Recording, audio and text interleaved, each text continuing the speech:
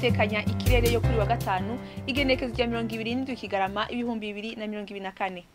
Ejo mu gitondo hatekanywa ko hazokwaka izuba harimo n'ibicu bikeya mu ntara nyinshi zigize igihugu cacu kiretse mu ntara za Ruyigi, Muramvya, Karusi, Kayanza, Cibitoke na Ngozi aho ikirere kizoba kirimwo ibicu vyinshi.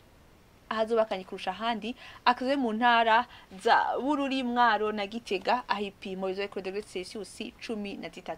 Ku muhingamo hatekanywa ko hazogwa imvura mu ntara nka zose zigize igihugu cacu, nayo intara za Ngozi na Kirundo ikirere kizoba kirimwo ibicu vyinshi. Tubamenyeshe ko ahazogwa imvura hazocamwo n'ibihe vy'izuba kiretse mu ntara za Makamba, Mwaro na Muramvya.